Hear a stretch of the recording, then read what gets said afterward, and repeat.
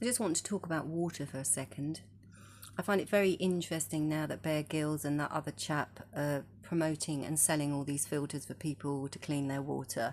Well, in a sense, that's unacceptable because isn't it the declaration of our government or of the system to provide the people of this country, with clean, unadulterated, natural spring water? And in actual fact, if anyone did their research, there are springs everywhere in this country, all over the bloody place. And if you were intelligent, you would have connected us by piping to those springs, and that should be the only water coming through our water taps, our cold water taps, both not only in on our bath but on our drinking water. And guess what? Then we would not be swimming in chlorine. Then we would not be drinking fecal matter. Then we would be drinking God's water. And the reason this isn't happening, if you actually drink the spring water from where you live, you can't but help love the place that you are. That's the whole point of being connected to the one consciousness. Because as far as I'm concerned, God is water. And that's how we connect. And if we were all drinking spring water, you are much more aware, you have empathy, you care about your neighbours, you care about your vicinity of where you live. Small is beautiful. Everybody starts caring by picking up the rubbish, by checking that everybody is all right. If this happened, we'd have a loving nation. But that's not what they want. You know, Hitler put fluoride and chlorine in water. Why? To dumb down the nation. Hello, wakey, wakey. It is your absolute God-given right to have clean drinking water, not have to pay out a lot of money to have a filter, to have to actually do that ourselves, because it is our right as citizens of this country to be delivered clean water. And this is not happening. And how dare you put the shit in the sea? And we all know, I mean, again, how long are these Victorian what they're called, you know, the viaducts and all these bloody great big pipes that carry all the shit of everybody. And you think how many shits a day. I'm amazed it's not coming out of the ground and it's not polluting us left, right and centre. So why don't we go to compost loos? And interesting, the world seemed to get really bad when we started putting our bathrooms and our toilets inside our house and shitting in our own homes. And yes, it was a bit of a pain to go out to the privy outside, but at least the smell stayed out and all the rest of it, and much cleaner. But we need compost loos. And did you know that you can turn human poo into human manure? And it doesn't have to stink if it's done in the correct manner. Why aren't these facilities? You know, you've given us 4 frigging bins. I've got a black bin, a brown bin, a green bin, and then 2 small green bins.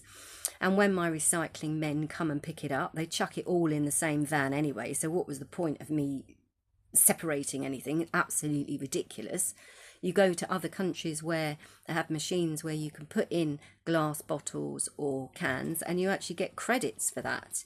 That would really help out the homeless. But oh no, we don't want to do that, do we? And then what's my other point? There's so many points to raise in this country that are just so ridiculous and nobody seems to want to tackle them or do them. Why doesn't every ward in this country get a team of people together that help the local neighbours? Like you have regular litter picking or cleaning up rubbish that's in the waterways, or helping Mrs. Smith down the road who's 84 who can't cut her hedges, and why should she get fined and she doesn't have the equipment and she's on her own?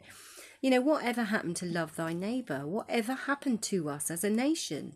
You out there with your bloody headlines and your goddamn laws and your corruption have turned everyone to be against everyone and be fearful.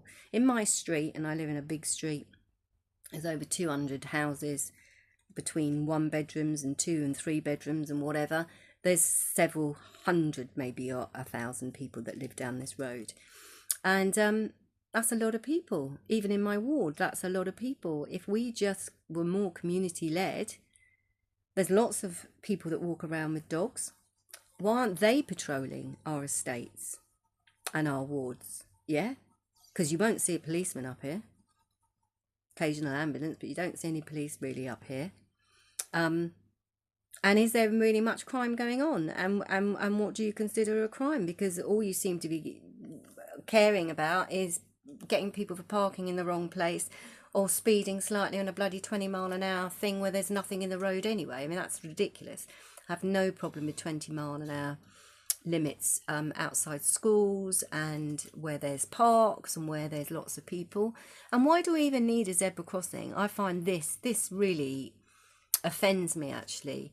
We do not need pelican crossings and zebra crossings, because if you're a driver and I see a pedestrian going towards a pavement and obviously looking like they think, my instant reaction is to slow down and let them cross the road. That is called polite. Surely people outdo cars every time, because they're human, because they're alive, because they have blood running through their veins. A car is just a mechanical metal box, which are all very ugly, by the way. I still cannot get over that Ford now build the most ridiculous vans you've ever seen, with the most pathetic handles on them that break because the doors are too strong to cope with the weight. They're all electric, so you have one key that does everything. You can't... It's absolutely ridiculous. I want my vehicle to have locks on every bloody door so I can open the back and not have to open the rest of it. Or I want to open the passenger side without opening the rest of my van. And same with cars. I don't find it hard to go like that and wind down a window. Is this what's wrong with us? Can't even wind down a bloody window. I've got to press a button like, and you never get it exactly as you want. It's absolutely ridiculous. The whole situation, all this bloody electric, and then of course everything goes wrong and blah, blah, blah. And then the part that you need can't be sold unless it's with another 10,000 parts, which then is going to cost you 100, 200, 300, 400 and more money. This is just ridiculous. None of the cars are attractive. Everything looks the same. I can't tell a Toyota from a Ford, from a Triumph, from a whatever. There's no beautiful cars anymore. There's nothing with any individuality or attraction or anything. They're all just ugly and they're all the bloody same colour. It's crazy. And why do you, I used to be a paint mixer for years. I used to mix paint for cars and deliver, and I was a manager, and I used to go and sort out thinners and lacquers and everything. And then we went water-based, which is fine. How come you all determine what colour our car is? Why don't we just buy a car and then we say we want it sprayed this colour? Yeah? Why not have whatever colour you want? Why not be a bit bloody different with just this conforming, uniformed... It's just ridiculous.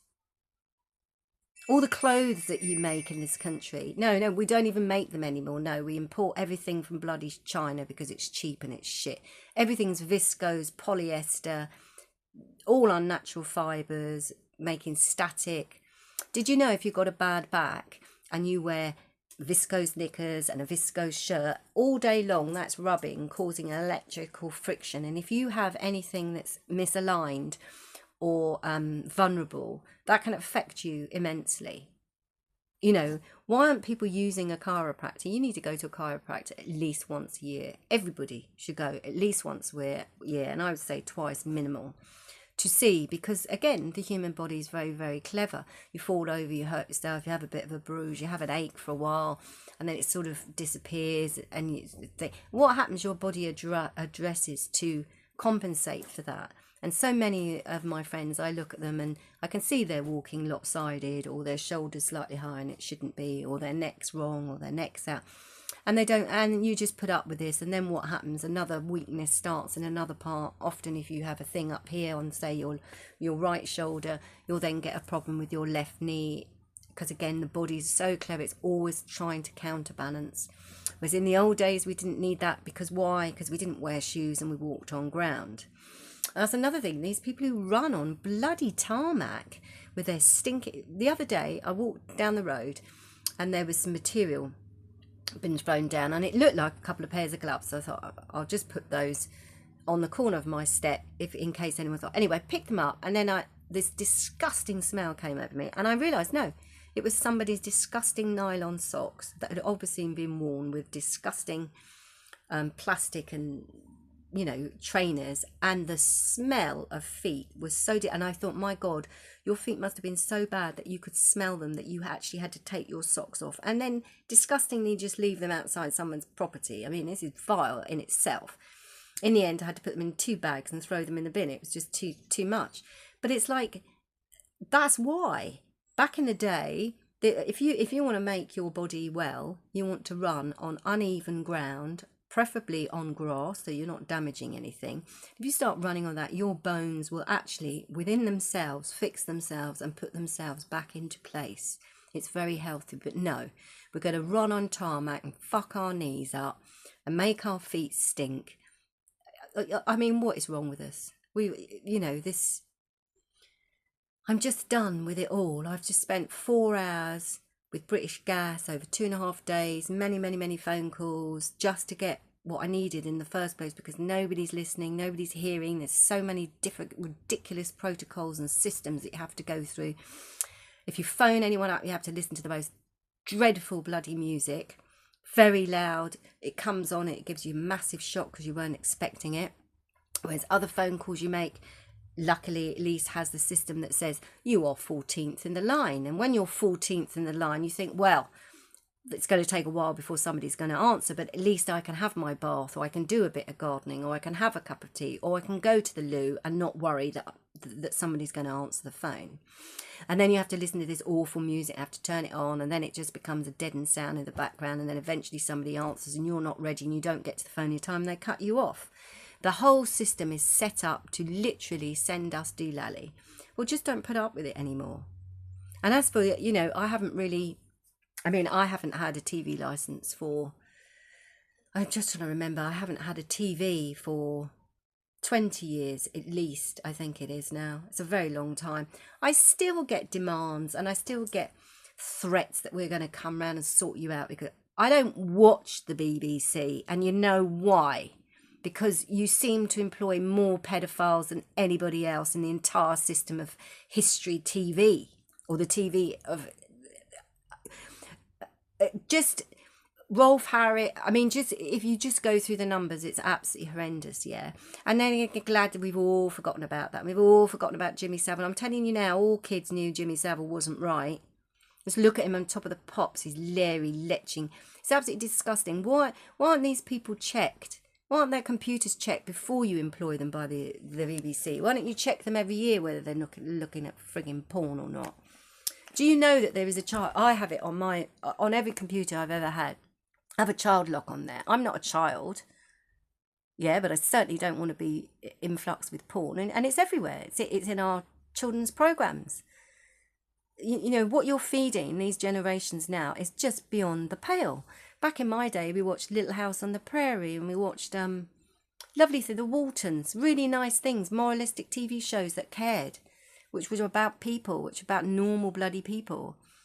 And now, abortion. I remember years ago when I was still at school, I remember watching an episode of what was that awful program? Not Fenchurch. It was one of the I can't even remember what it was. One of those schools, and there was a girl on there in the 4th year going, "Well, I'm going to get an abortion," as if that was just like so normal in a school uniform to be having sex with somebody. I mean, for God's sake, where are we at? And now you're teaching kids about vaginas and penises.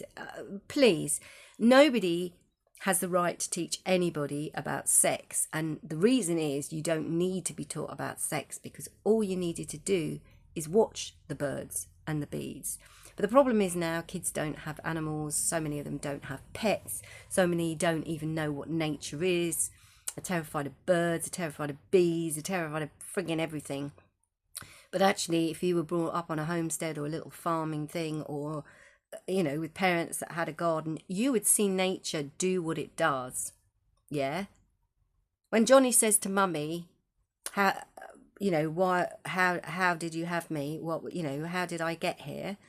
Well, what do you say? Because Mummy and Daddy loved each other and we wanted to make you. That's it. He doesn't need to know about penises and vaginas and all the rest of it. And maybe later on he'll ask, well, how did I get in there?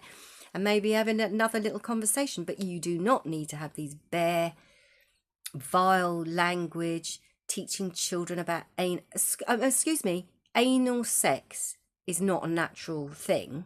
And I don't care how many you're going to come after me and say I'm homophobic or whatever. I'm not homophobic. What anybody grown up over the age of, and again, why don't we raise the age of consent? How come you can't get married till you're 16 but you can have sex when you're 14? Yeah? How come you can decide at 8 years old that you want your penis cut off? What the hell? What the hell? You're not even a grown up. Your brain hasn't even stopped functioning. You don't know who you are. I was a tomboy. I had a friend who was a tomboy when I was young, and for 2 years at camp we called her Robert because she didn't want to be called her normal name, her girl name. And we did that, and that was fine. She had a load of brothers. She wanted to be a boy. Now, if that had happened now, she would have had a sex change. Well, I'll just tell you about that lovely girl. She's probably one of the most feminine women I know. She's been married twice and she's got 4 sons of her own, yeah? And she is a real woman, a real lady. That was just a phase she went through. I loved wearing trousers. I wanted to climb trees like boys. I was allowed to do that, yeah? I'm still quite a tomboy. That doesn't mean I want to have a penis. That doesn't mean I want to change my sex. But if I've got all this influence coming in with it everywhere... I remember I stopped really going to watch films a few years ago because it was very interesting. Back in the day, first of all, it was always the black person that got murdered, and they were always the nicest person in the show. And then not only then they'd be lesbian, and maybe they'd be, another nationality and stuff. And we've been slowly worked into this whole thing, and now, you see people, because it's not like it's a massive thing. It's really not a massive thing. Anyone doing anything behind their closed doors is their business, unless you can hear a woman screaming and you don't call the police. I was that woman once. My lovely neighbour, she's apologised to me several times saying, I feel so bad that back when I used to hear him do what he did to you that I didn't phone the police, but I just didn't know what to do. I didn't know whether to get involved. You can help save lives. Do you know how many women are in prison for murdering their partner? And it's been deemed as it was a conscious decision, or it was preempted, or it was... When I lived with my ex-partner, he used to live with there was a chainsaw under our bed. There were knives, there was all sorts of things under our bed, so I was under threat all the time. And once I did take my own knife to bed because I really thought he was going to get me that night. Now, if I had stabbed him, that would have been complete murder, 1st degree, and I had...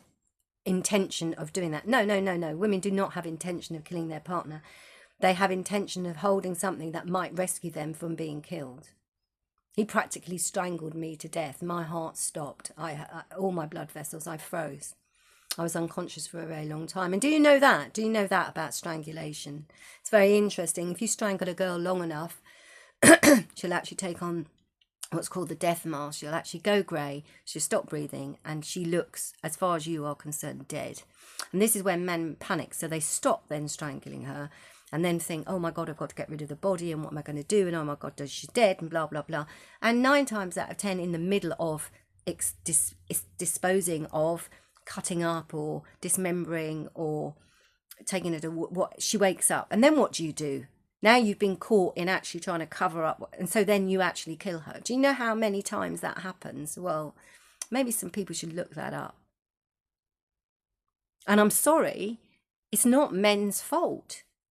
It's not actually men's fault. We are now in a position where so many men have been brought up by single parent mothers who have done their damnedest and their best. A woman cannot be a father and a mother to a child, the same as a father cannot be a mother and a father to that child. And so women are being brought up with non-decent men. Half the time they're just looking for a dad because they just want a bit of love, because they're loved for who they are. Not for how much makeup they've got on, whether they've got big tits, what colour their hair is. They just want to be loved. They need somebody to have a hug from when they're feeling low, when they're feeling down. They just need a hug to feel real. And sadly, so many people can only get that through sex. And now we know one of the favourite positions is not even to look somebody in the eye when you're having sex with them. Just take them from behind like a dog. Well, we're not dogs. And I'm sorry, no human ever turned around to another human and said, oh, why don't you stick that thing up my backside? I'm sorry. This is something that's been brought here. Seems to have been going on since the Egyptian times. They took loads of little boys to war with them so that men wouldn't get women pregnant and want to go home to their families. So they'd let them screw and maim and sexually abuse little boys and probably little girls as well, because they didn't matter. What is going on? I'm so sick of this world. And the worst thing is I know that everybody's not like that. We know that. The core of every human being is decency and empathy. If someone knocked my door and asked me for help for anything, I'd give it to them.